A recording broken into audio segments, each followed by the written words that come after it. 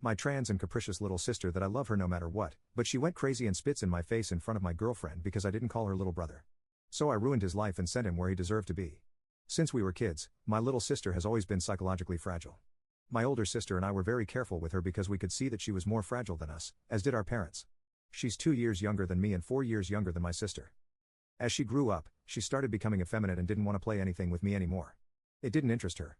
Even though she was psychologically fragile, she was old enough. Around 10 or 11 years old, we understood that she liked other women, but that wasn't an issue in the family. Only my father didn't take it very well. My sister and my mother encouraged her wholeheartedly and I supported her. Over the years, she started dressing like a boy, having very effeminate manners, and becoming quite violent with people who said things that frustrated her.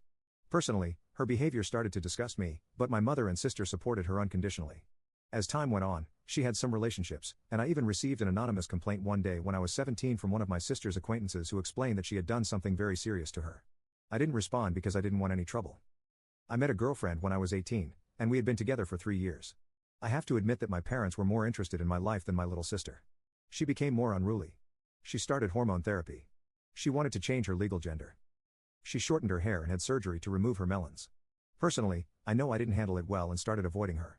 My sister and mother, on the other hand, continued to support her, and they cut off all contact with my father. However, one day, when I was 21, I wanted to introduce my girlfriend to my family because we were considering getting married. My little sister was 19 and had also started dating someone whom she hid the fact that she was actually a woman. Apparently, she hadn't been in a relationship yet, but they occasionally kissed. I found out through my sister, and obviously, I didn't talk to her more than once or twice every 2 months. However, we organized a family dinner so that I could introduce my girlfriend to my parents. Everyone was there. My older sister, my mother, my little sister, and my 2 parents. My little sister was dressed as a man as usual, which caused a slight discomfort in the family. But my girlfriend was an open-minded woman, so no problem. My little sister didn't say hello to my father. They sat on opposite sides of the table. I was sitting across from her, so we started talking and my girlfriend got along very well with my family.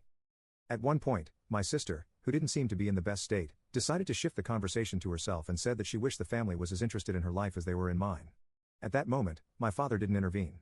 My mother, however, acknowledged that it was true, apologized, and said they would make an effort. My little sister became furious and said, "Here, no one will make an effort. No one sees me for who I am. No one accepts it. You can ask my older brother what he thinks of me. He only talks to me every 2 months when I ask him for news. He probably don't like trans people." At that point, he directly confronted me and said, "So it's true. You're really transphobic." I told her that no. Not at all. Then she asked me if I truly considered her a man, then why continue to call her little sister? I told her that for me, she is my little sister and it will never change, that I still love her. Then she said, "If you love me, stop calling me little sister because now I am a man." I told her no. She is not a man. She will never know what it's like. She will never be able to give birth. She has the bone density of a woman, and there's nothing she can do about it. At that point, she became completely uncontrollable, grabbed her plate, and threw it at me. I got hit by the food, but not by the plate. After that, she went even crazier and did the unthinkable. You can check if there is a part 2 by clicking